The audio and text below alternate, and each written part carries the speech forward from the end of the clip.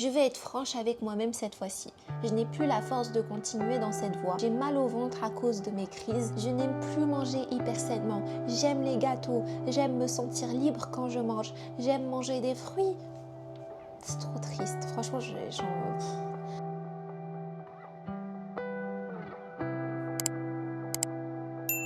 Coucou ma petite famille YouTube, j'espère que vous allez bien et que vous avez passé une bonne semaine. Aujourd'hui je reviens avec une vidéo assez spéciale et je pense qu'il était temps pour moi de la faire parce qu'en fait il y a quelques jours sur Instagram, suite à un réel que j'avais posté de ce que je mangeais dans la journée où je montrais en fait que je pouvais totalement m'autoriser des plaisirs, ne pas rentrer dans un cercle de régime, de restrictions alimentaires et quand bien même atteindre mes objectifs physiques. Et suite à ça, il y a une abonnée qui m'a répondu dans la toute bienveillance que à partir d'un certain âge, on n'avait plus le choix, qu'il fallait vraiment faire attention et que à cet âge-là, enfin à mon âge, je ne pouvais pas comprendre ces problématiques. Et là, je me suis dit, mais oh my God! En fait, je pense que vous ne me connaissez pas assez et je pense qu'il est temps qu'on apprenne plus à se connaître. Alors aujourd'hui, j'ai envie de te raconter mon passé et mieux encore, j'ai envie de te montrer mes journaux intimes de quand j'avais 14-15 ans, où j'avais une grosse obsession pour la nourriture, l'alimentation, pour mon corps aussi et le sport surtout. Et là, tu vas comprendre d'où je viens. Et du coup, on va aller dans ma chambre, on va aller lire ensemble, on va analyser tout ça comme des copines et tu vas voir qu'en fait, on va ressortir beaucoup plus forte et je vais vous donner beaucoup de clés pour que tu puisses réussir toi aussi ta perte de poids si tu as une perte de poids ou ta transformation physique tout simplement et que tu apprennes à retrouver cette relation healthy avec ton alimentation parce que c'est le but de cette chaîne. Mais avant ça, on va faire un petit matcha et après on y go, ok? Je voulais aussi grave te montrer un petit truc dont je suis mais trop fière. Et je pense que à la fin de la vidéo, tu comprendras pourquoi je suis énormément fière. Dans ce placard se trouvent des gâteaux. Des gâteaux bas de maman, tu vois. Hop, ici. Si tu veux savoir, ça fait plus de 2 semaines qu'ils sont à la maison. On les a pas tous mangés, enfin je les ai pas tous mangés. Et je pense que c'est un exploit en tant que ex-girl qui avait des TCA. Je suis trop fière de moi. Genre franchement, je suis trop fière de moi. Et ça, c'est un exemple pour toi. Si un jour, tu es dans cette problématique-là, tu sens que tu n'arrives pas à te contrôler vis-à-vis de la nourriture, meuf, un jour, ce sera possible. Si tu travailles bien sur toi-même, si tu acceptes que tu es dans cette situation-là et que tu te donnes les moyens de t'en sortir, un jour, tu pourras garder ces gâteaux pendant 2 semaines et ils te feront même pas envie. Genre là, je les vois, ils me donnent pas envie, voilà.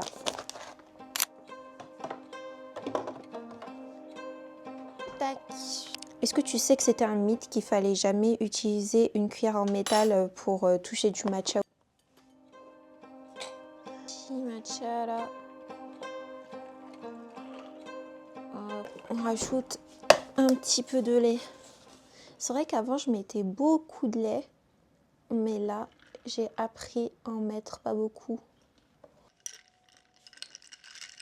Et voilà ce que ça donne. Très très bon. Franchement, mon matcha, il vient de chez Mochi Matcha. Et en plus, c'est une marque muslim friendly, donc franchement, c'est top. Avec un petit cookie maison.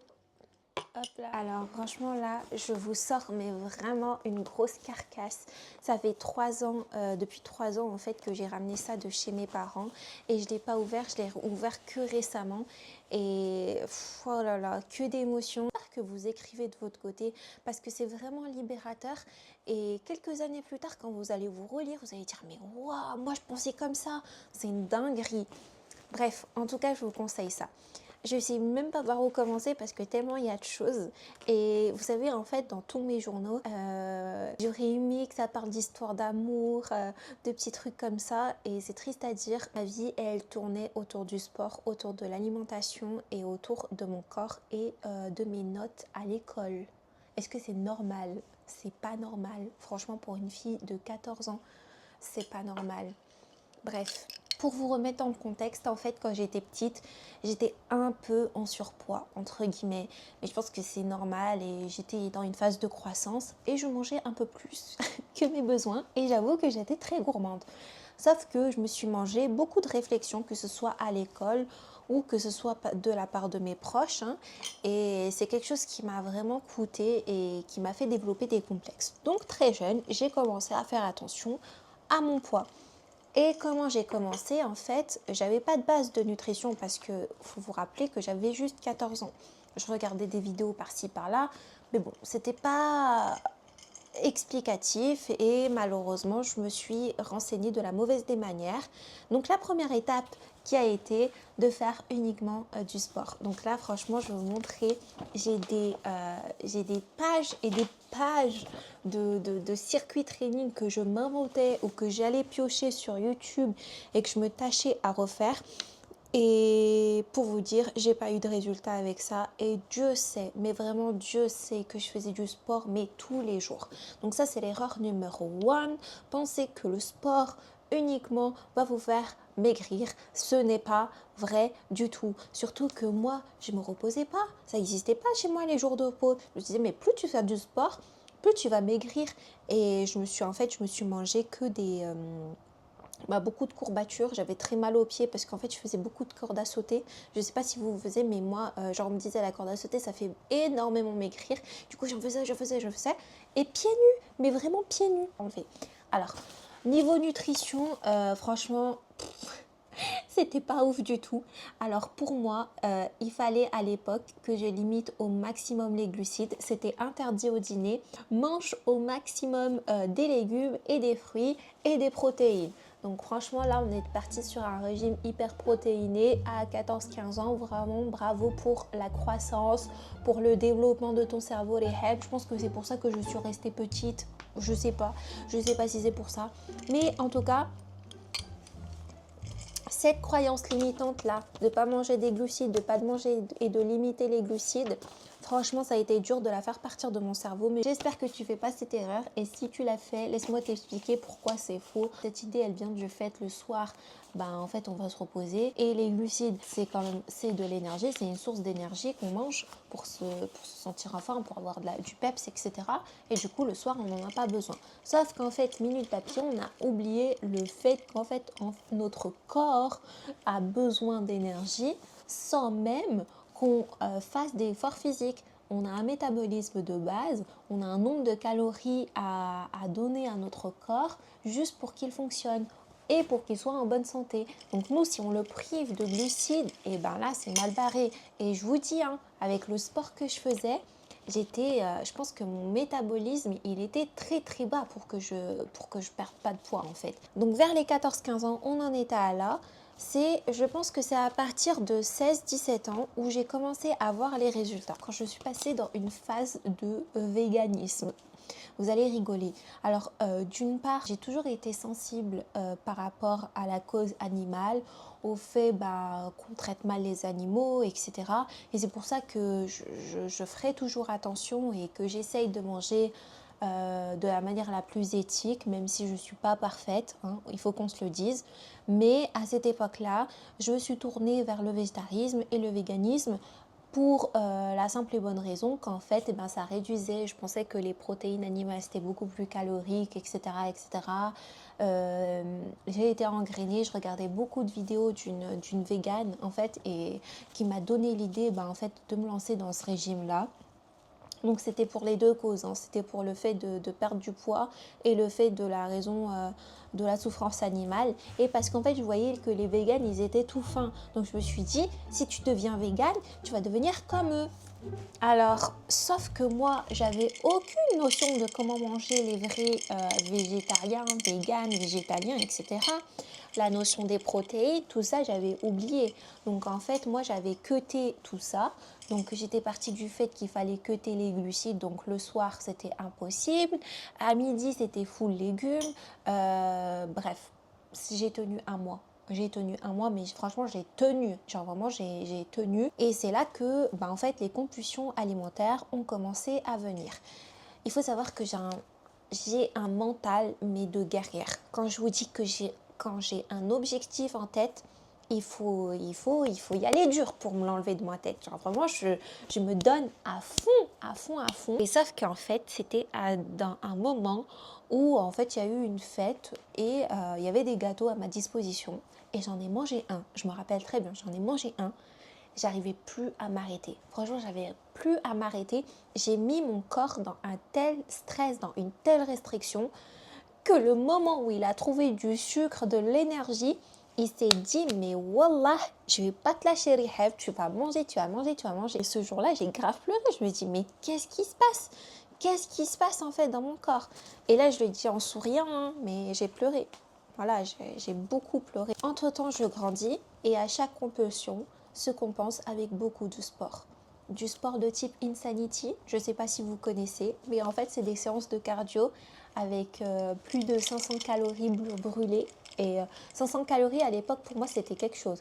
Même je montais à 800 calories brûlées par séance. Vraiment, c'était des séances de cardio. Et je pense que c'est pour ça que j'ai un très bon cardio et que j'ai été capable de courir un marathon, même si bon, il a fallu un entraînement. Mais je pense que c'est pas anodin et qu'il y a des choses qui ont contribué. Donc, je veux pas cracher sur la soupe, même si ça m'a causé beaucoup de tort. Ensuite vient l'époque où j'arrive plus à compenser par le sport. C'est-à-dire que mon corps, il devient tellement épuisé. J'arrive plus à soutenir ce rythme effréné qu'en fait, je commence à compenser. Je commence à grossir et là, c'est pas bon dans ma tête. Dans ma tête, c'était non, non, non, non, non, non, non, non, faut pas faire ça. Les compulsions augmentaient. C'était passé de une semaine à tous les 2 jours, puis tous les jours. Et là, tu commences à comprendre qu'il y a un problème. Je tiens à répéter que j'étais toute seule dans cette situation et que j'en parlais pas à ma famille. Quand bien même j'ai essayé d'en parler, on m'a pas très bien écouté. Tout ça pour vous dire que je vais vous montrer des passages où en fait j'ai été très dure avec moi-même et je me cherchais en fait. Je cherchais à trouver cette solution qui va me faire sortir de mes compulsions alimentaires. Et je disais, je vais être franche avec moi-même cette fois-ci. Je n'ai plus la force de continuer dans cette voie. Je dois changer car je ne sais pas comment changer. J'ai mal au ventre à cause de mes crises. Je veux en finir. Alors Einstein a dit, on ne peut pas résoudre un problème avec le mode de pensée que celui qui a généré le problème. Quel est mon problème? Je n'arrive pas à manger sainement. Pendant plus d'une semaine, j'ai des craquages. Je fais face hyper mal aux imprévus. Je n'aime plus manger hyper sainement. J'aime les gâteaux. J'aime me sentir libre quand je mange. J'aime manger des fruits. C'est trop triste. Franchement, puis-je faire de nouveau pour améliorer cette situation? Arrêter de me restreindre mentalement, physiquement. Et là, en fait, j'essaie de trouver des solutions à mon problème. Et c'est comme ça qu'en fait, je me suis créé mon propre accompagnement. Je me suis créé ma propre voie de secours. Parce qu'en fait, j'arrivais pas à trouver des solutions chez les personnes. Et à cette époque-là, j'avais pas les moyens aussi de me payer quelqu'un pour m'aider. Déjà, parce que j'étais très jeune. Et personne comprenait ce que j'avais, mais en fait, j'avais tellement fait de régime, j'avais tellement restreint mon corps que mon corps n'en pouvait plus. Donc, je faisais des crises de boulimie, je faisais des crises d'hyperphagie et bref. Heureusement que j'arrivais pas à me faire vomir parce que je pense que ça aurait été très pire, j'arrivais pas à me faire vomir et c'est ça qui est dur. C'est que quand tu as des crises d'hyperphagie, je pense que c'est le TCA un peu le plus, c'est pas le plus compliqué, on va dire. Il y a l'anorexie, c'est beaucoup plus dur, il y a encore beaucoup plus d'autres troubles, mais ce que je veux dire, c'est que les crises d'hyperphagie, en fait, tu peux pas les compenser. Tu peux les compenser qu'avec le sport, parce que tu te fais pas vomir après. Je suis désolée s'il y a des termes qui sont très durs à entendre, mais voilà. Tout simplement pour vous dire qu'en fait, j'ai passé une année très dure à chercher mes problèmes. Et après, j'avais dit, honnêtement, je ne veux pas maigrir. Je veux juste me sentir bien dans ma peau, m'aimer et avoir confiance en moi. Comment peut-on s'aimer quand on ne s'aime pas? It's ok d'échouer, mais il ne faut pas abandonner. On va travailler sur moi pour guérir et surtout m'aimer. Et là, waouh, parce qu'en fait, je suis tellement fière de moi parce que j'ai tellement un mental de guerrière, parce que je voulais m'en sortir de cette situation. Et si toi, dans ce cas-là, la chose que j'ai faite est vraiment, et qui m'a sauvée, et ça, je l'avais vu dans le fin fond de YouTube, dans une vidéo YouTube qui avait juste dit ça, lâche prise Magou. Franchement, là, c'est plus le moment de penser à ta prise de poids, à ta perte de poids. Là, c'est le moment juste de penser à ta santé, à penser au fait que ton corps, il a plus de nourriture, tu as bousillé ton métabolisme, il comprend plus rien, que tellement il te fait même pas confiance et que à chaque moment où tu vas trouver de la malbouffe, et ben tu vas aller en prendre, lâche prise. Et c'est ce que j'ai fait. Ça a été dur pour moi, hein. Ça a vraiment été dur. Mais j'ai lâché prise. À chaque fois que j'avais un craquage, je disais it's okay. Je craquais et je mangeais en fait ce gâteau qui me plaisait. Et petit à petit, j'ai appris à désacraliser la nourriture, à ne pas le mettre dans un piédestal. Et ça a pris du temps. Ça a pris du temps, ça a pris plusieurs années, on va dire. Il y a encore des séquelles jusqu'à aujourd'hui. Je ne vais pas mentir et dire ah bah tout va bien, etc. Non, mais c'est un travail de long terme, c'est un travail qui demande beaucoup d'investissement sur soi-même et c'est pour ça qu'aujourd'hui je suis coach en nutrition et que j'ai complètement bifurqué ma carrière professionnelle pour en faire mon métier, pour aider les femmes à se sentir bien dans leur corps, pour les accompagner dans ce changement. Bref, honnêtement, je suis la preuve humaine que c'est possible de s'en sortir. Et si tu es dans cette situation-là, sache que c'est pas encore trop tard et que tu peux t'en sortir. Si toi aussi tu as eu des phases de régime comme ça, n'hésite pas à me les écrire en commentaire, à me dire quel type de régime tu as fait. Et la morale de cette histoire, c'est que j'ai mis du temps à assimiler, c'est que oui, tu peux très bien avoir des objectifs physiques. Tu peux très bien te dire que tu as envie de perdre du poids et c'est ok si tu te sens pas bien dans ton corps et il faut que tu changes et c'est ok. Je suis pas totalement dans ce mode de oui, body positif, acceptons-nous tels qu'on nous sommes, etc. Oui, on s'accepte, mais si on a envie de changer, on change. C'est la manière dont on a envie d'entreprendre ce changement qui est le problème. Et là, quand on me dit non, il faut absolument faire attention, etc., on peut plus se permettre toutes ces choses. Non, je suis pas d'accord. On peut très bien se permettre un cookie par jour. C'est pas le cookie qui va te faire du mal. C'est tous ces craquages, tous ces petits grignotages qui étaient mal maîtrisés où il faut travailler. Mais le fait tu vois, de se faire plaisir tous les jours, c'est pas ça qui va te faire du mal. Voilà. En tout cas, j'espère que cette vidéo a été instructive pour vous et qu'elle vous a permis de vous rendre compte en fait qu'on pouvait totalement s'autoriser et que les régimes extrêmes, ça menait à rien du tout et qu'on pouvait très bien mener un lifestyle sain. Si vous vous êtes retrouvé dans mon message, n'hésitez pas à me laisser un commentaire pour qu'on en discute. Et moi, je vous dis à bientôt dans une nouvelle vidéo de With Basha Love.